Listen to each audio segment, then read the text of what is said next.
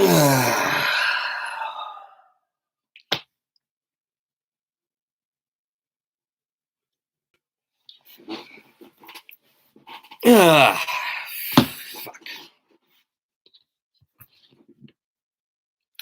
Well, I don't know.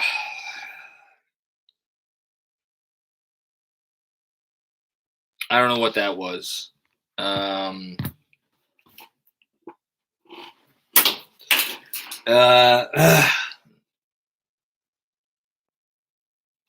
right. Knicks lose by 5 to Brooklyn. God damn it. I did not think that there was going to be a way that I was going to be able to come on here and be pissed off, and I'm fucking pissed off. I don't know what the rule. If Kyrie touches the ball, that's it. It's not a travel. He put his hand on the ball. Was it?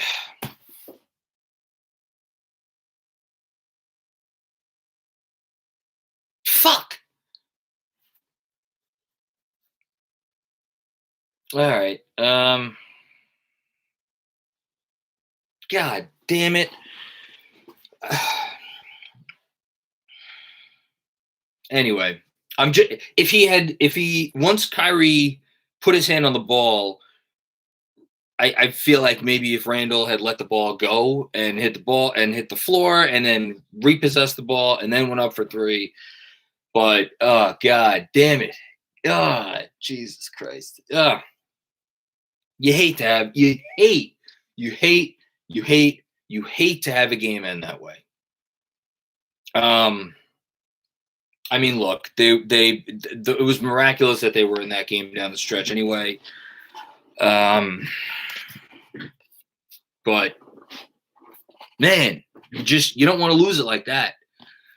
You don't want to lose it like that. And it wasn't just that; it was the calls on Frank, and we'll talk about Frank in a bit.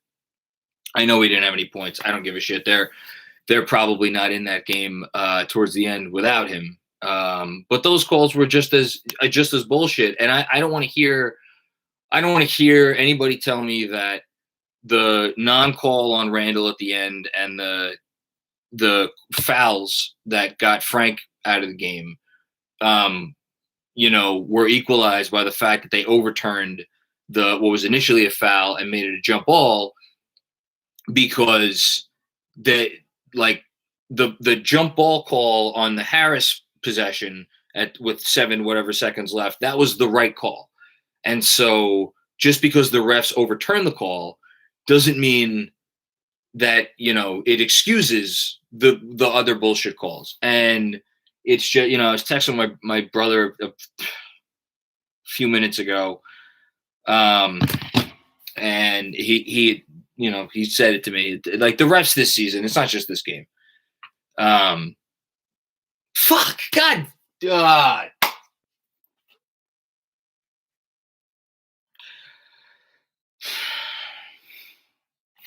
All right, let's talk about the game, shall we?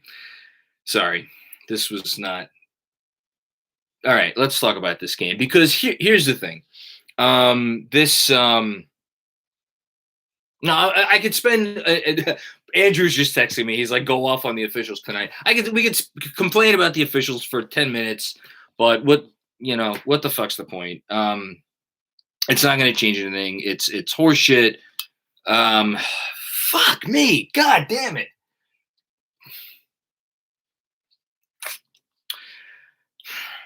Okay, let's. Am I allowed to try to be positive? You guys know me. You've been watching me for years. I like to be positive. I'm generally a positive person, and I'd like to be positive after this game, because what is my wife saying? I think Andrew should clip this for some angry Macri memes. Thanks, dude. God. I didn't wake up our daughter, by the way, tonight, so kudos to me. I had a better night than the refs. Michael Aaron in the super chat. I'll complain about the refs for you. They've been booty cheeks this whole season. Yes, they have. And again, it's not just this game. It's been poor. It's been poor refereeing all season long. In the entire league.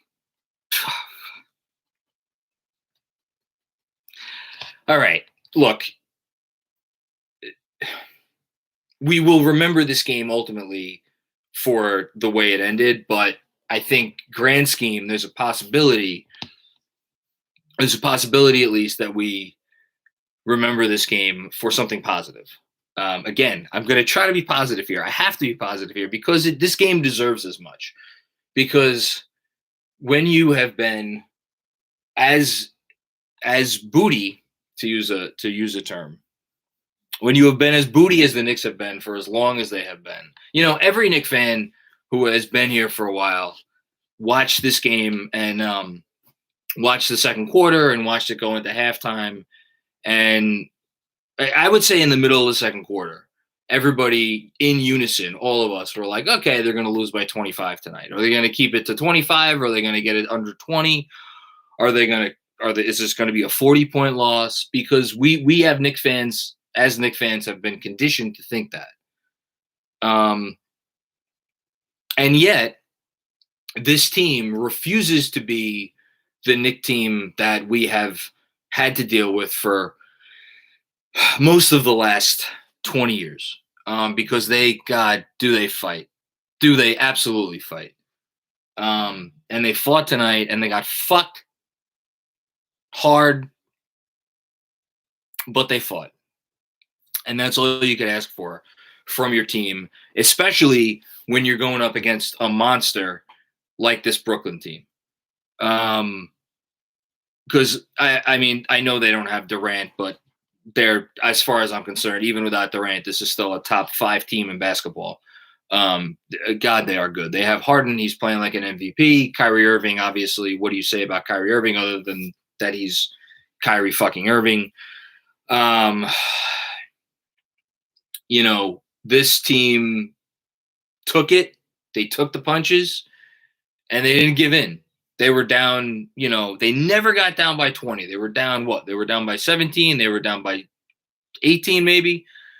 And they just kept coming and coming and coming. And it was the way they did it. And the fact that they really had some really, really, really tough time defending this Brooklyn team early on. Shout out to Zach DeLuzio, my very early in the Knicks Film School Podcast history, used to do post games with me. He broke it down. They were not guarding the pick and roll the right way. They were just basically allowing a layup line up until the very end of the first half when Tibbs called a timeout and he started switching the pick and roll. Didn't really work for the third quarter, but they held the Nets to whatever they held the Nets to in the fourth quarter. And it got them in the game. Shout out to WG in the super chat. Never seen a game Scott Foster doesn't want to be the center of attention of. Yeah, I know. God, these.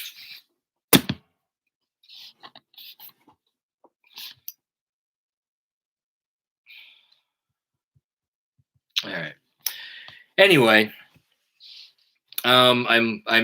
this one's God. I'm trying to think of the last time a game like this has taken place in a way that this one took place. They held the Nets to 21 points in the fourth quarter and 50 points in the second half after allowing them to score 67 points in the first half. So great job by the Knicks defense making adjustments. They played obviously with a tenacity and a verve in the fourth quarter there, especially. Abdoulaye Diallo, we missed Mitch tonight. Yeah, we did. I gotta tell you, if they had Mitchell Robinson tonight, I think the Knicks win this game because credit to Nerlens Noel, he's done a wonderful job filling in for Mitch. Credit to Taj Gibson. I mean, he's Taj. You gotta love the guy.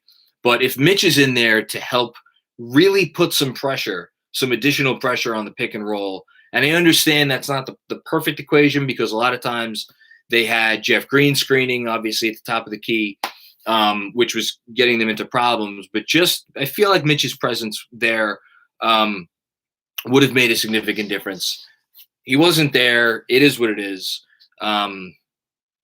But give the Knicks credit. They fought defensively. And as much as I want to get into some of the specific individual performances that the Knicks had in this game, and boy, did they have some really nice individual performances. None of them were efficient, mind you, but you can't have it all. I want to give credit to the team. And I sing his praises a lot. I know he's not perfect. I know he frustrates the hell out of people. There are a lot of people, if you want to watch tonight and have tonight be an indictment on Tibbs refusing to put Quickley into the starting lineup until he was absolutely pushed up against the wall, I mean, it's your right to do so. Personally, I would look more at the second quarter and how difficult of a time they had scoring. And I would say, you want evidence of why Tibbs has kept Quickley in the second unit for the entire season? There's all the evidence you need.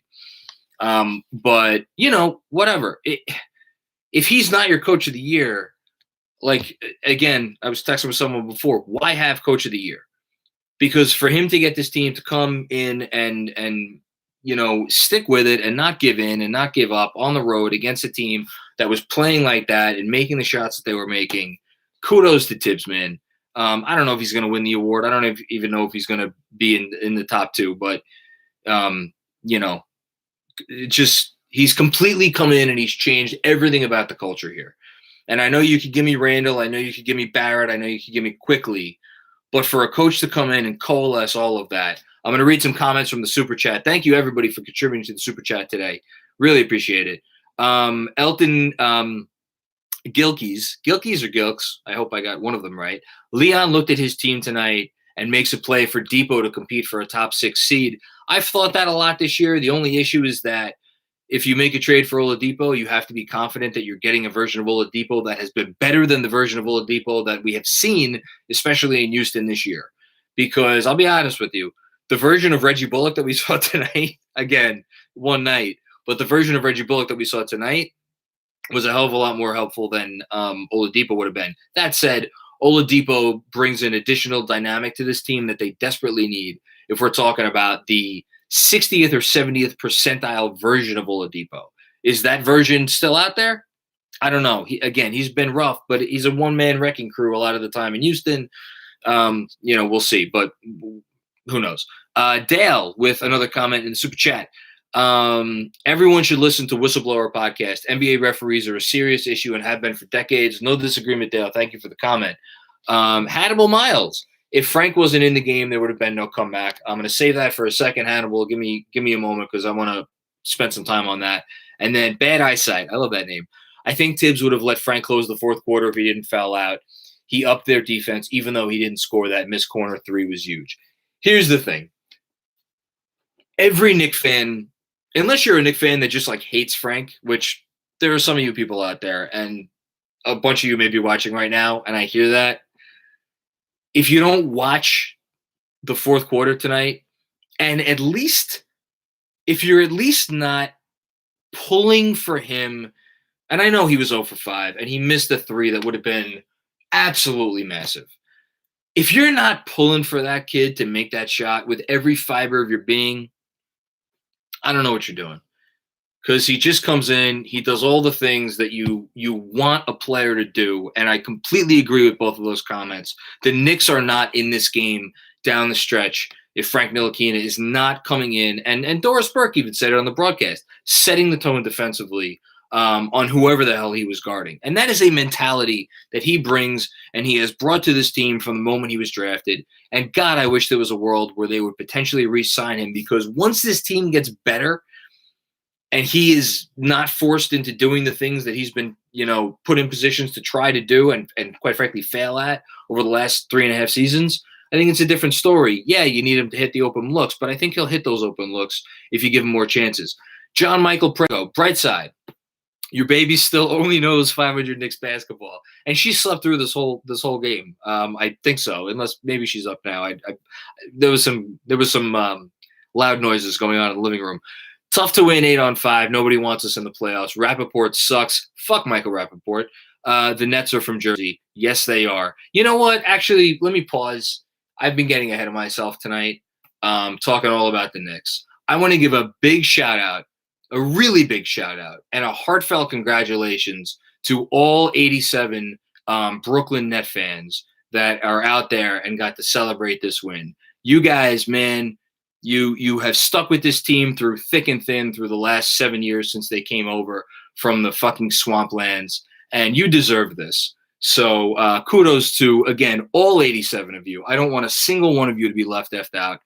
That parade down the Canyon of Heroes, thankfully, even if social distancing is over, the parade down the Canyon of Heroes will still be social distance because there's fucking 87 of you. Anthony Sixto, should RJ and Randle show some of the same bold tunnel vision Quickley showed to keep them hanging in this game? Look, Quickley is what he is. He's a gunner. Thank God for that, because this team needs a gunner. I know he was whatever he was tonight, but I thought RJ and Randle played some of their best games of the season, and I understand they did not shoot the ball well, but at the same time, they played within themselves, and I thought they made the correct play every time. And I thought as a tandem, I have a tough time remembering the last time RJ and Randle played this high quality of a game overall. As Thibodeau always says, it's not always about if the shots aren't going in, how else are you helping your team? And they helped their team win, or what should have been, close tonight. Comment from CT Pittman. Thank you so much for your contribution to the Super Chat, CT. We appreciate you here at Knicks Film School. I wanted to win, but at least the national broadcast shows we are a competent and competitive team to everyone.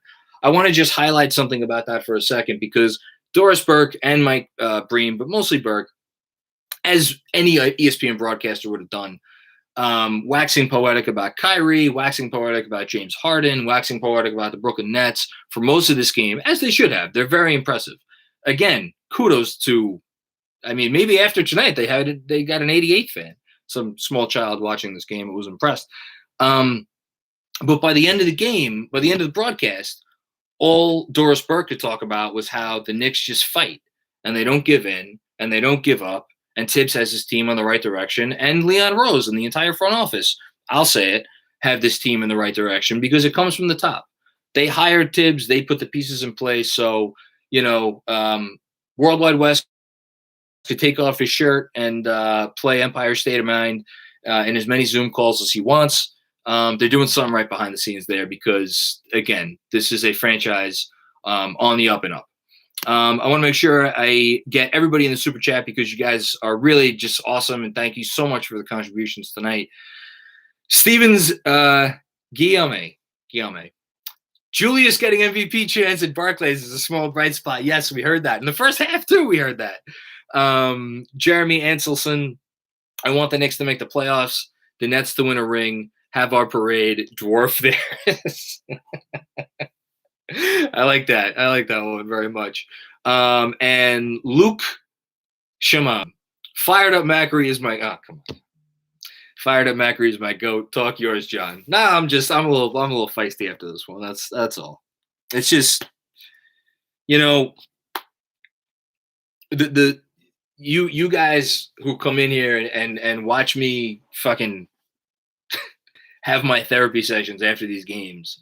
You are the ones who have been with this team for the longest time.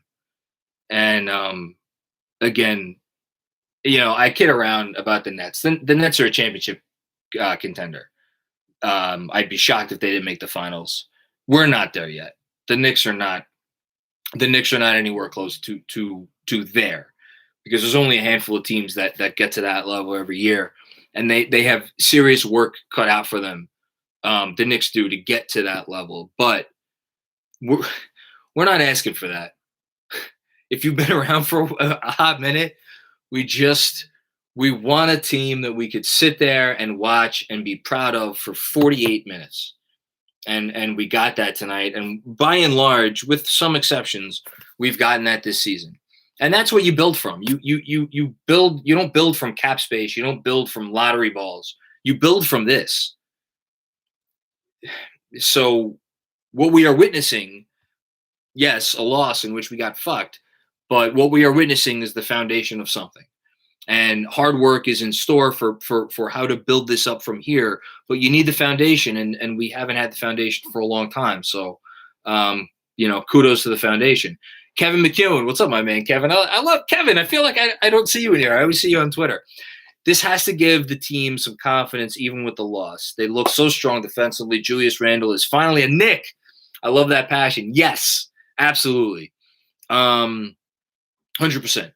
Julius Randle's the leader that this team needs, and all the credit to him. Mensa Smith, the Nets do not want to face the Knicks in the first round of the playoffs. They will win, but they will have no home games. Yeah, that's true. They won't have any home games.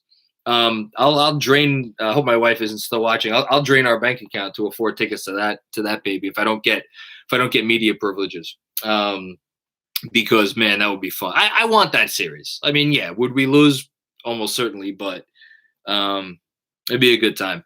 Let's get it. Man, the super chat's on fire tonight. I appreciate you guys. CT Pittman, 900 in the chat. Hit that thumbs up for Matt. CT Pittman, I should be paying you. You shouldn't be contributing to the super chat. I should be paying you for being my hype man here. Let's talk about. I've been talking for 20 minutes and we haven't even talked about any of the individual performances in this game. So let's talk a little bit about that.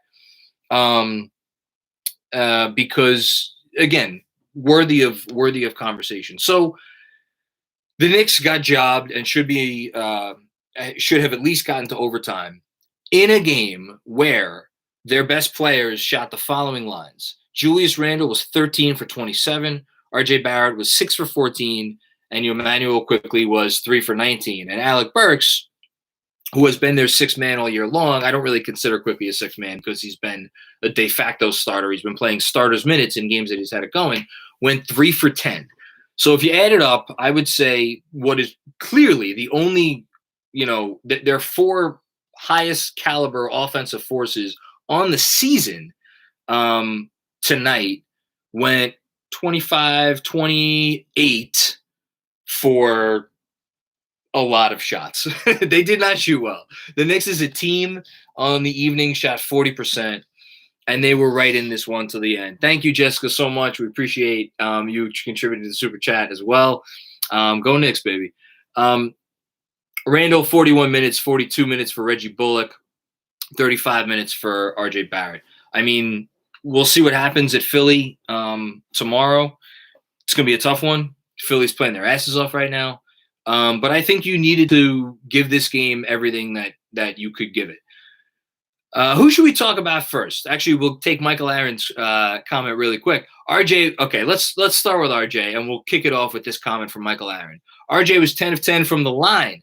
Also, yes, the bench got exposed without Emmanuel Quickley. Do you think Rose could carry them enough on the bench so Emmanuel Quickley could start? It's my biggest question emerging from this game. Is I was trying to imagine this bench unit with Quickley as the starter and with Rose coming off the bench. Is this a realistic world? Not unless they trade Elfrid Payton. No, it's not a realistic world. But let's just allow ourselves to dream for a second. Put Quickley in as the starter. Let's put Rose in there and actually let's bring Mitchell Robinson back for this hypothetical. Why not? So you got Mitch in there as the starter with Quickley, Randle, Bullock, Barrett. On the bench, you would have Rose with Alec Burks, Nerlens Noel, and I guess Obi Toppin, and I guess Frank Ntilikina, right? Because in this scenario, we're trading Emmanuel, or we're trading Elfrid Payton. Would that bench unit work? Rose, Frank, Burks, Obi, or Knox, because we're going to talk about Mr. Obi, and Nerlens Noel. Yeah, I think that bench unit would work, especially because even though Tibbs, does kind of go with the hockey line changes, he also has shown the propensities to stagger minutes a little bit more. So I think as long as you can limit it to maybe 8 to 10 minutes a game, where you're talking just strictly like only that bench, if that was the bench. Yeah, I think that bench could fuck around and score some points with Rose leading the charge. But we'll see what happens. Let's talk about RJ Barrett. RJ Barrett was, as we just noted from Michael Aaron, 10 of 10 from the line. He ended this game with 23 points on 14 shots. So perfect example of the fact that you don't always look at field goal percentage when you're talking about how good a player was in a game. 6 of 14 from the field, 10 of 10 from the line, 23 points, also contributed 6 rebounds and 4 assists. I said it after the last game. I probably said it in the game before that. I probably said it before the break. We are in the midst of an RJ Barrett The only question is it a mini leap or is it like the leap? It's one or the other because he's elevating his status as a player in this league right before our very eyes. And I understand, yes, there are times where he still puts up shots where you're like, that's probably not the best shot. But then we go back to the fact that, oh, wait, he's still 20 years old. And he's going to be 20 years old until June.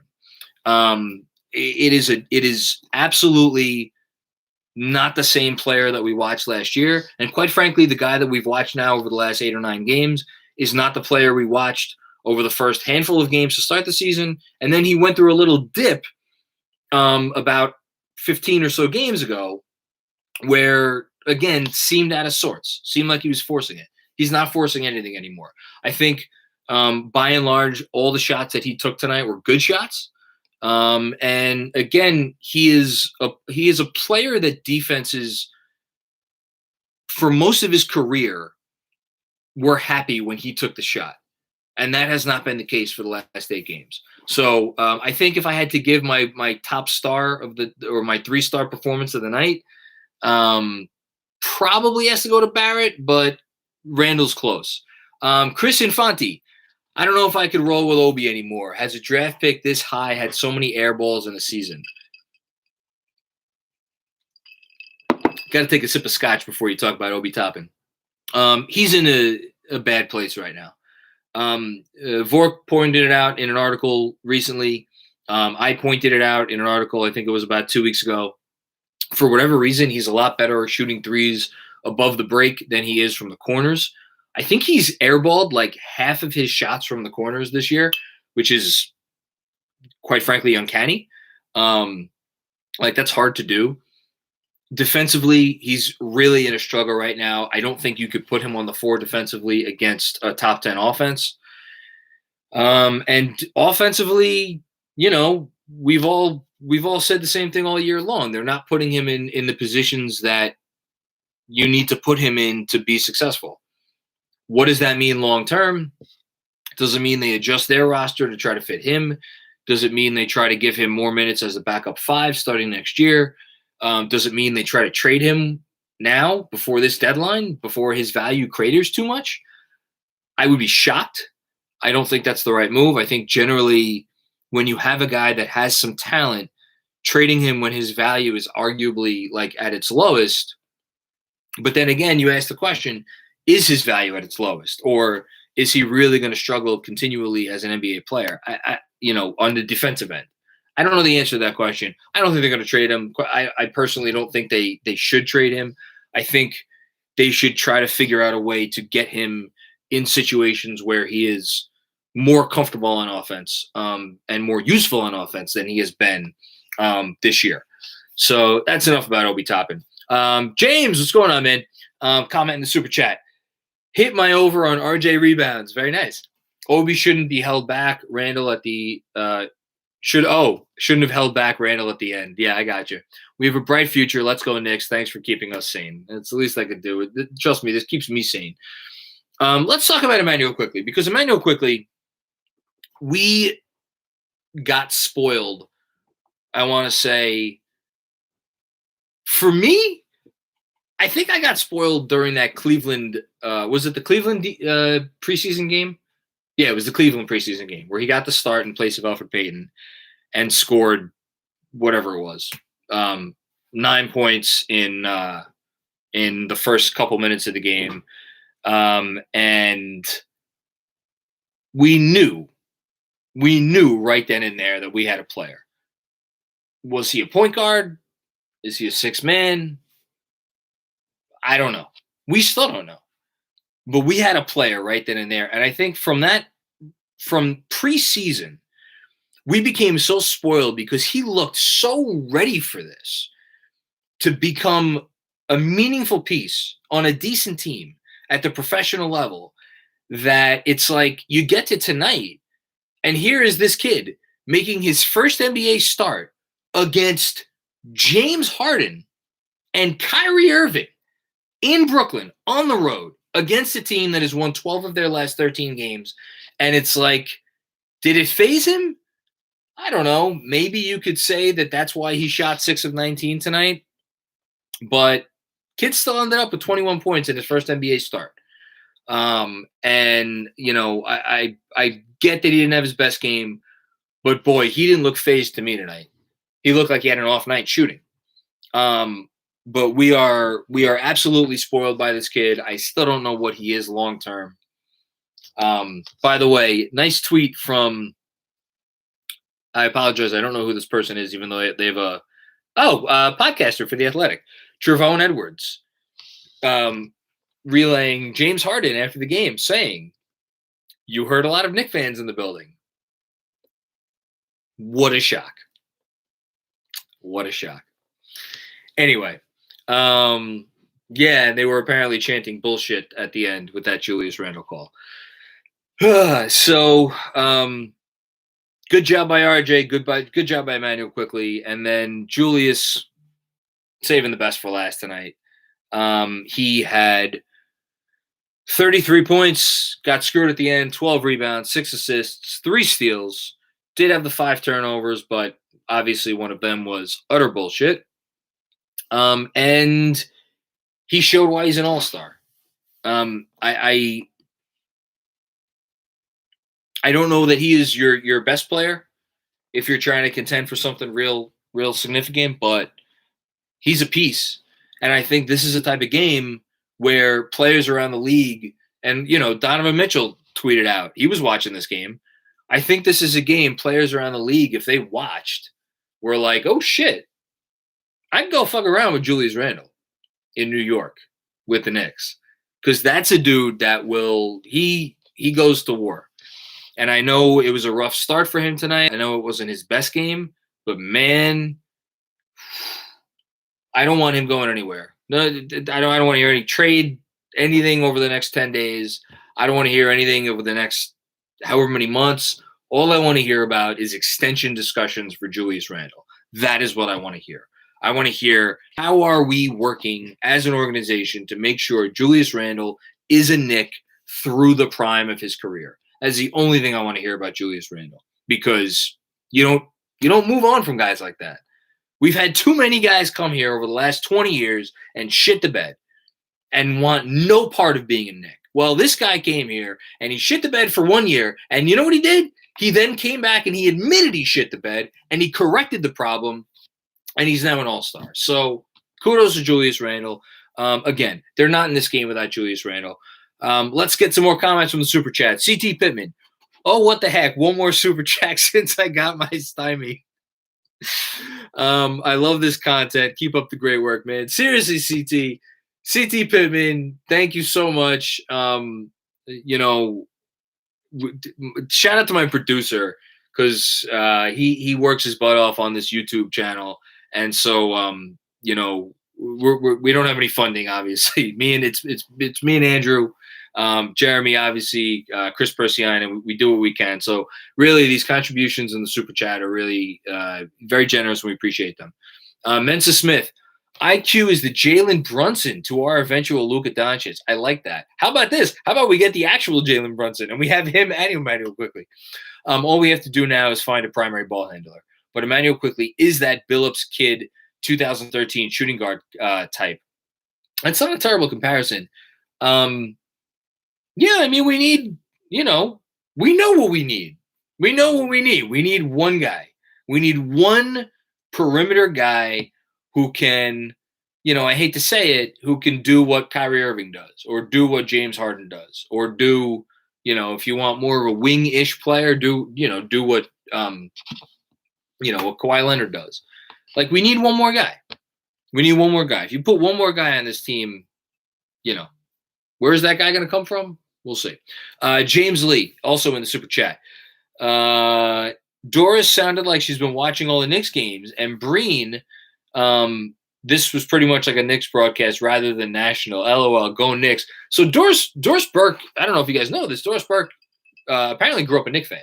She alleges that she is a Knicks fan. And, you know, she has said some unkind things about the franchise over the last several years, but, you know, maybe they deserve them. But yeah, no, I think Doris Burke's a Knicks fan. I think she just has kind of hit it well. Let's check some other Stymie. Did I get the pronunciation wrong? I think I've got to pronounce. I always get these pronunciations wrong. I apologize. We do what we can here. All right, let me take some more. I'm trying to think if there's anything else I wanted to comment on. I mean, talk about burying the lead. They're not in this game without Reggie Bullock. I've been talking for 35 minutes, and I haven't mentioned Reggie Bullock, I don't think, explicitly once. Bad job by me. Scored 19 points, 6 rebounds, was 7 for 12 from the field, 5 of 10 from 3. I mean, I don't know. What are his season-long numbers right now? Let me just pull this up real quick because it deserves mention. Reggie Bullock for the season is now shooting 37% from 3. I mean, I've complained about him. I've been on Reggie Bullock Hill, but I have also complained about him. I mean, I think his inability to do more stuff off the dribble stands out more on this team because of their point guard play. And obviously I'm talking about Elfrid Payton. If you put, name any of your top 10 point guards in basketball, if you put any of them on this team and you still have RJ and you still have Randle and you have even Mitch at center and you have Bullock as that fifth starter, I think Bullock would be just fine. Also, at that point, his looks would get a little bit easier. So I bet you'd see that 37% from 3 probably inch up towards 40% from 3. And then all of a sudden you're talking about a guy who is like, is he Joe Harris? No, but he's pretty damn good. Spoke about Frank. Taj Gibson, 24 workman-like minutes. I mean, you love Taj. What else can you say? Burks had an off night. I'm not going to pile on Burks. Jean-Baptiste Piron. I think I pronounced that correct. I'm usually good with the French pronunciations. Keep up the good work, John, and good luck pronouncing my name. If I got it wrong, tell me. If I got it right, hopefully I did. Watching you at 3:30 a.m. in France. Go Knicks. Never forget that this fan base travels better than any fan base in sports. There is no, maybe not sports, in basketball. There is no fan base in basketball that has more fans all over the world than the Knicks. And I know that because I get DMs like it feels like once a day from whether it's, in South Korea or the Philippines or, Ireland or England or Italy or Germany. All of these places have Knicks fans all across the world. And I bet a lot of them are up right now because they just watched that game and they're hyped because we got that game stolen from us. So shout out to Knicks fans everywhere. We're a strange breed. we're a strange breed. We're sitting here. You guys listen to me. I'm sitting here talking about this. I got a newsletter to write, that I'll be up until 2 a.m. writing. But this team's 20-20 and they fight and they're inspiring. I'm going to take some questions from the chat. So let's go. Let's see what we got here. Santiago, Barrio Canal. Santiago Barrio Canal. I think I got that right. Thank you for your contribution to the Super Chat. Throw me some questions, guys. Besides rebounding, is Drummond that much better than DeAndre? Not sure why the Knicks seem to like him. Besides rebounding, is he that much better than DeAndre? Not really. I'm going to have a big piece on Drummond in tomorrow's newsletter. Shameless plug. I think there is a rhyme/reason for at least kicking the tires. If he gets cut, if he gets bought out, and you could bring him in for the rest of the season, is there an argument for that? Yeah, there's an argument for it. I'm much less convinced that there is a good argument for trading Mitch for assets because I don't think you're getting anything that great, and then signing Drummond to what it would take to get him to be your center for the next couple of years. I really hope they don't sign Andre Drummond. All due respect to him, I get he has more rebounds than anybody in basketball since the day he was drafted. He is shooting. He shot 66% from 0 to 3 feet last season before he started just making a mockery of himself this year. Like there's still a good player in there, Andre Drummond, but like just no. Just no. I don't want to live the Andre Drummond experience here in New York. Just no. Okay. Let's keep going. Chris Persianen is in the chat, and I saw Chris Persianen just oh, interesting. Look at Chris with the rumors. Yeah, I don't think we get Drummond anyway. Okay. Marnik Pictures. Should we try to see if Cody Zeller is available rather than Drummond? I'll take Cody Zeller if he's a salary dump and we're getting something. That's about the only way that I would want Cody Zeller. I think Cody Zeller is a decent player, but again, Mitch has the cast off, so he's coming back soon. And in the meantime, yes, tonight, if Mitchell Robinson was in this game, would they arguably have done better? Absolutely. But does that mean I want to trade for Cody Zeller? Probably not, unless I'm getting something back. Q-Skirl BK. Do you ultimately believe that a star who moves the needle will come here without moving RJ in a deal? Oh, goodness. I should have brought the bottle of scotch for that one. Here's the thing. The Knicks aren't going to trade RJ Barrett because you don't trade RJ Barrett. So whatever hypotheticals you want to talk to me about with stars or this or that or the other, you don't trade RJ Barrett. Whatever way you think you have to get a star, you figure it out.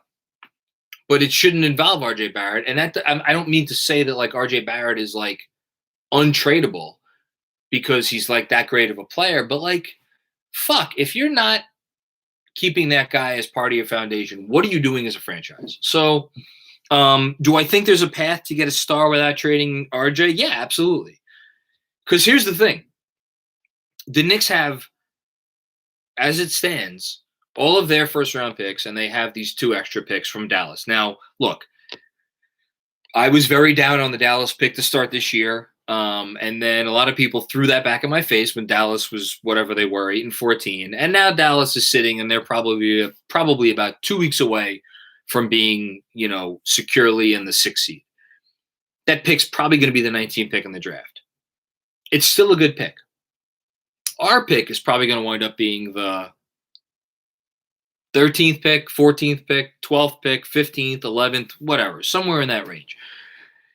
If you're talking about trading for a star this offseason, and you have those 2 picks that you could potentially package and move up, or just package one of them with the Detroit pick, or both of them with the Detroit pick, and move up somewhere into that top 10. You're not getting into the top 5, but if you could package them somewhere into the top 10, and God forbid they get lucky. Here's the thing. If they ever got lucky somehow, and they moved into the top 5 of this draft, or top 4, I guess, as it were, then I think you could have a conversation about trading for a star.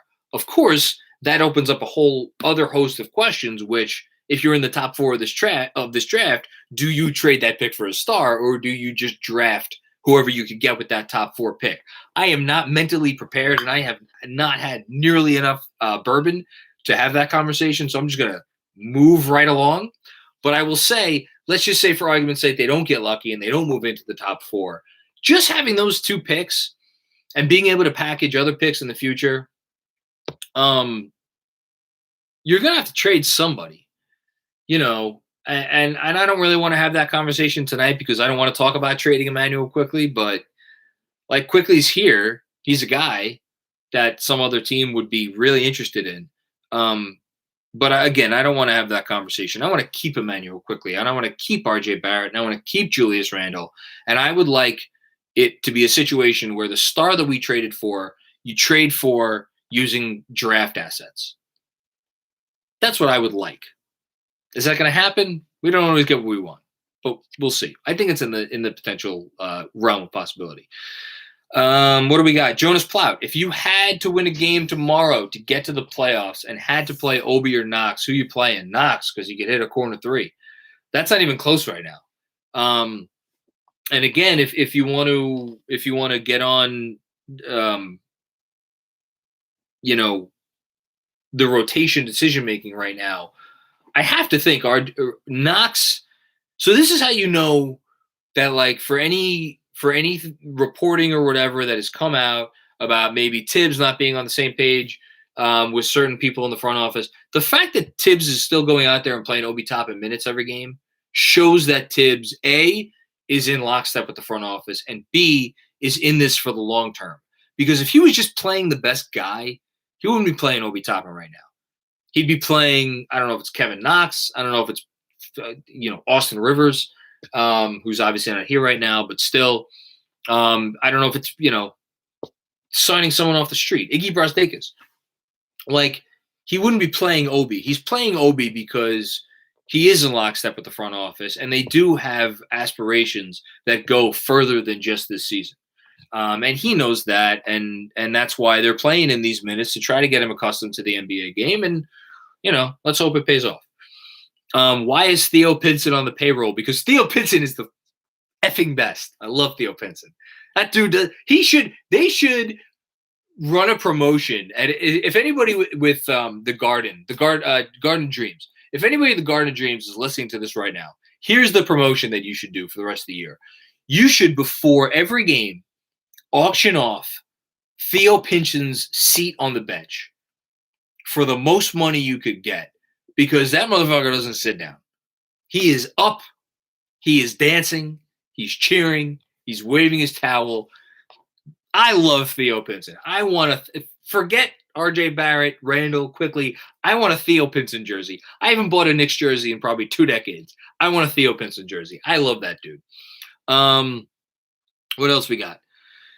Why is Toppin not even trying to run pick and roll with Frank? Because they have another big man on the court, would be my guess. And they want him to get exposure from 3, because long term, that's his role as an NBA player. He has to hit threes.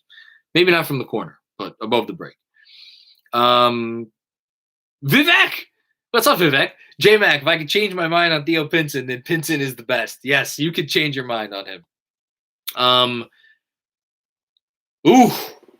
Jonas Plowd. Always with the questions making me think deeply.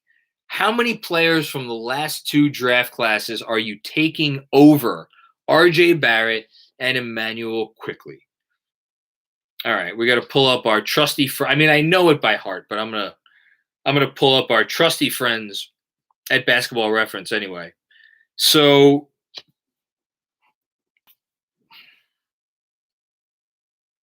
let's do last year's draft class first. You're taking Zion. You have to take Zion. I know he's like 400 pounds, and he probably eats a little bit too much fried seafood down in New Orleans, but he has potential to be a generational, once in a ever player.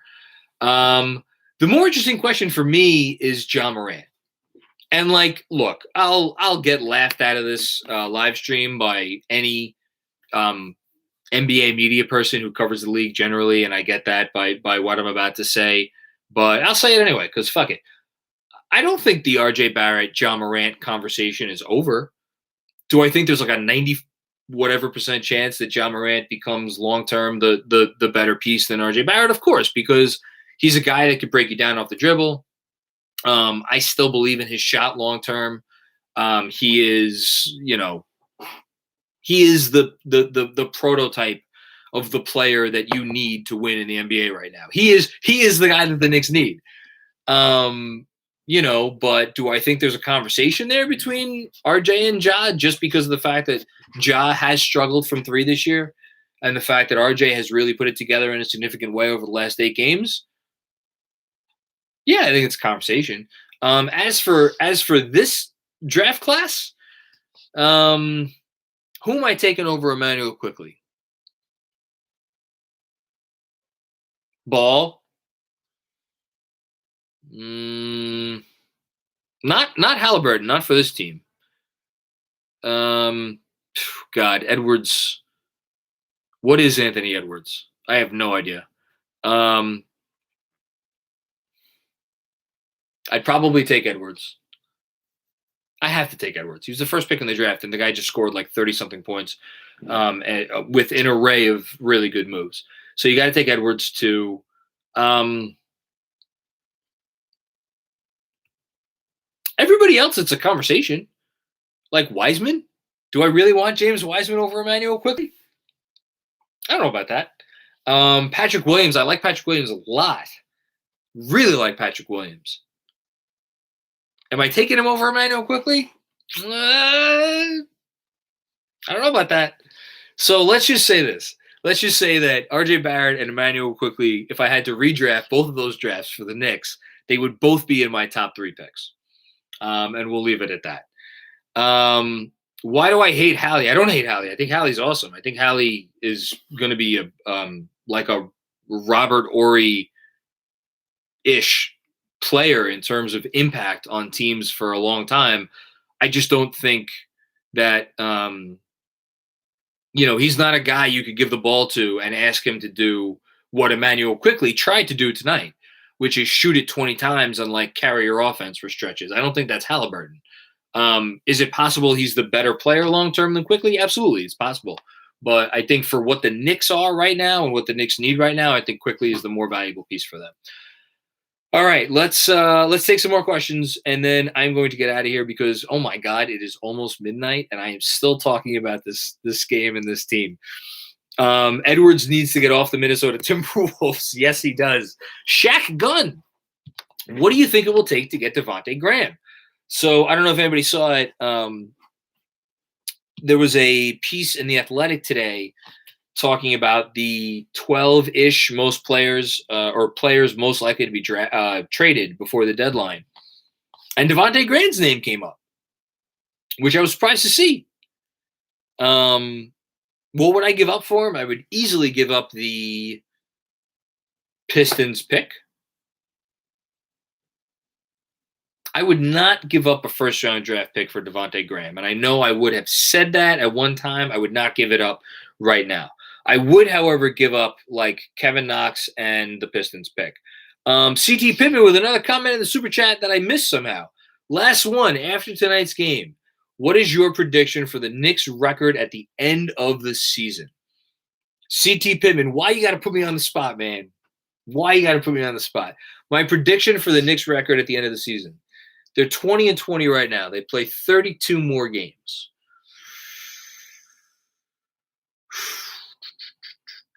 My prediction. They play 32 more games. So that means if they go 14-18, they'll be 34-38.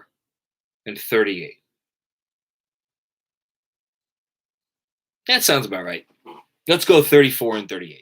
I think they will go 14-18 the rest of the way, and I think they will finish 34-38. That's my prediction. How about Jane? How about getting Jared Culver from Minnesota? I would love to buy low on Jared Culver. Talk about another guy I would give up the Pistons pick for.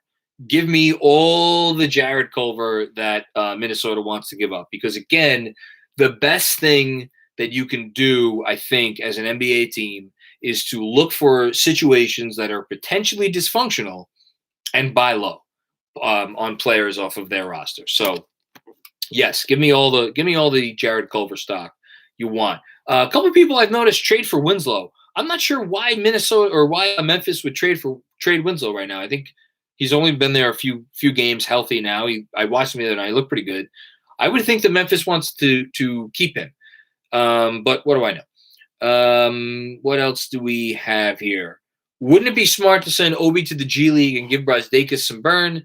If the G League was still going on, I would agree that Obi to the G League is a thing, but unfortunately the G League season is done. Garth Griffin, I have a feeling the Knicks are going to try to snag Depot. I have a feeling they are going to as well. Jeremy Anselson, talk Frank, please. I can talk Frank all night. Again, they're not in this game without Frank Ntilikina. And I haven't mentioned Elfrid Payton. I've been talking for 54 minutes and 37 seconds. I don't think I've mentioned Elfrid Payton's name once. I think maybe I mentioned it one time.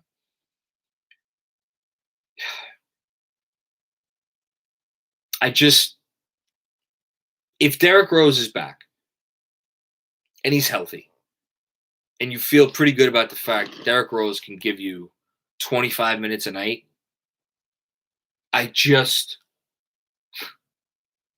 would so much rather watch this team for the rest of the season with Frank taking Elfrid Payton's minutes. And I know I'm preaching to the choir. I know that's like the easiest catnip to tell any group of Knicks fans.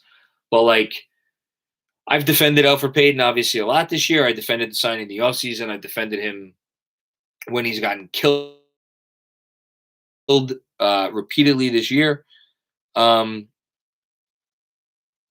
It's hard to watch this game tonight and be like, you know what they were missing? You know what would have helped them win this game? Elfrid Payton. No one said that. Tom Thibodeau didn't say that. Leon Rose didn't say that. William Wesley didn't say that. I didn't say that. You didn't say that. No one said that. So, I feel bad. It's not his fault. He hasn't had a great year. He's not a great fit for this team. And that doesn't mean he doesn't still have good games at times. But, just give Frank those minutes. I'm not saying it means they're going to re-sign him in the offseason. I'm not even saying they necessarily should re-sign him in the offseason. But just give Frank those minutes. I know he was 0-5 tonight, but, they're not in that game without Frank. So, Frank may have some suitors at the deadline. This is a comment from Jason M. Any Eastern Conference contender has to want him for the playoffs. I'm not sure a real contender is going to, just insert Frank into their rotation, because I do still think, despite the fact that he was shooting 60% from deep coming into this game from three, I'm not sure there's a contender that's going to feel comfortable giving Frank minutes because of his question marks on offense. That said, we're not a contender, so we should play Frank. They definitely should re-sign him. Comment from Herman HC. I would love for them to re-sign Frank to a fair number. Jonas Platt again. Kyle Lowry would lead this team to every boxing, wrestling, and fighting championship belt possible. Again, I have said it in this live stream before, and I'll say it again. Give me all the 2 years and $50 million for Kyle Lowry stock that you have. 2 for $50. Take it or leave it, Kyle. I think he might take it. That's just me. What else do we have? Carlos Matos, Obi and Knox, and 2 seconds for Malik Beasley. Obi and Malik are 23 years old. God, Beasley's had a really good year. I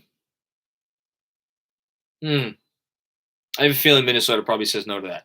Michael Aaron, thank you for your comment again in the Super Chat, Michael Aaron, and thank you for your contribution off the Super Chat as well.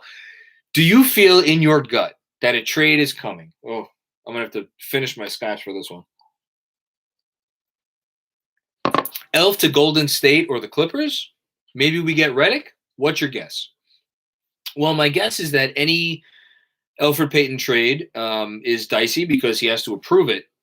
That said, if they were sending him someplace on a team that has a shot at the playoffs, I can't imagine Elfrid Payton would not approve a trade. Could the Clippers use him? Yeah, I think the Clippers could use him. I'm not sure about Golden State. I think the Clippers could use him. But again, or maybe New Orleans. But then if he's in New Orleans, he's taking minutes away from Nickeil Alexander-Walker and Kyra Lewis. So I don't know if that fits. Do I think they make a trade, though? Yes, I think they make a trade. I think the Knicks make a trade. Between now and next Thursday, I don't know what it's going to be. I don't know who it's going to be. But I think the Knicks make a trade. Michael Nixon. Malik Beasley with a good year on and off the court. Yeah, that's not so much. Peter B. Let's end with this because we are now officially coming up on an hour. I'm going to cross the hour threshold with this. Is this the quickest you have seen in a culture change? In a year, the Knicks are completely different. Let me pull up my good old Adam Kerr. Quick shout out before I answer this question. 3:40 a.m. here in Dundee, Scotland. Shout out to you, Adam Macri. Could Jeremy Grant help this team? And how many wins could Lonzo add to this team? Jeremy Grant could absolutely help this team. I don't want to give up what it's going to take to get Jeremy Grant. How many wins could Lonzo add to this team over a full 82-game season next year? If you put Lonzo in place of Elfrid Payton, I think he could add 5 wins, 6 wins, something like that. All right.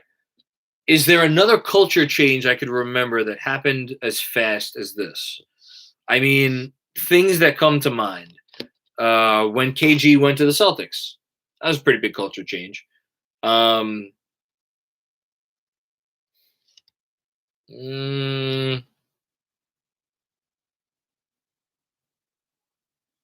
Man, is there another one? I'm looking up and down.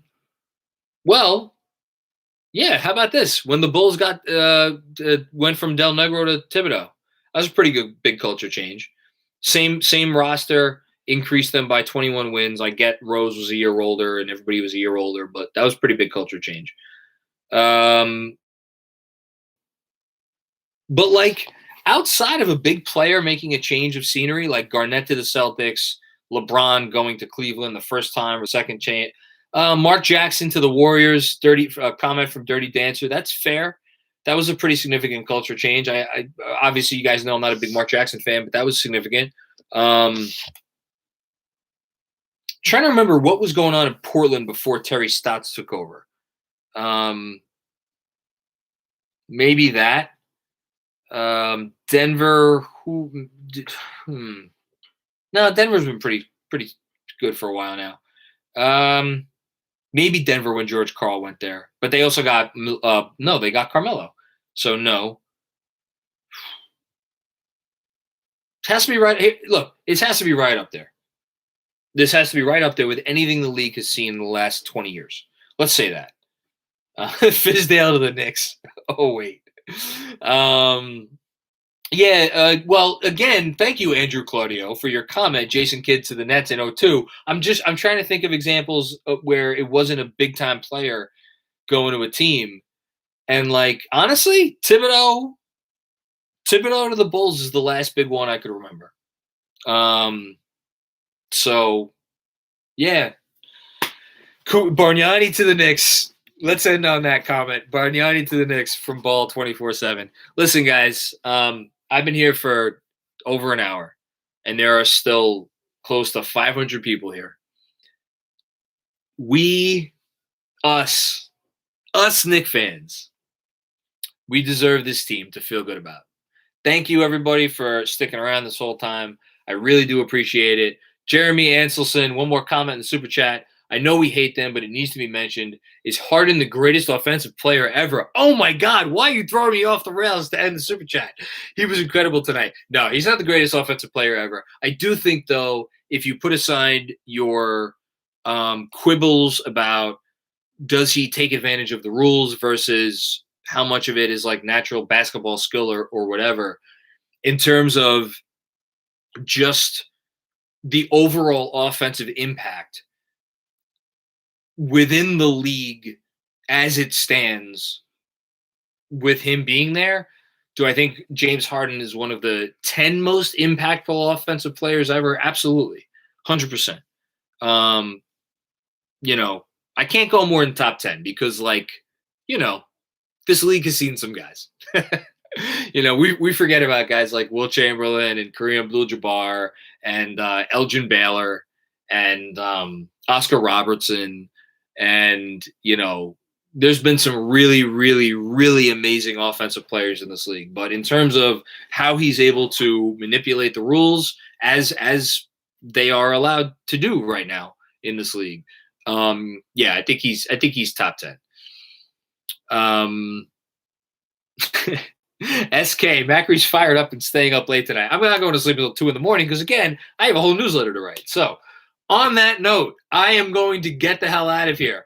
I don't know what Matt is typing in the chat Alexei Shved for, but if you're saying that Alexei Shved is one of the 10 greatest offensive players in the history of the NBA, I cannot disagree with you, Matt.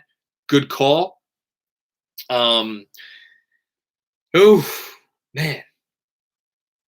I need a glass of water. All right. I'll see everybody soon. Thank you, everybody. Give a thumbs up or whatever you do. If you're listening to this on the podcast, give a 5-star rating and a review and the whole thing. We love you. Thank you, Andrew Claudio, for getting this up soon after I'm done. And I will see y'all tomorrow night for another game. And hopefully we get that win. Subscribe. That's it. Subscribe. Yes. Subscribe to this YouTube channel. All right. See everybody later.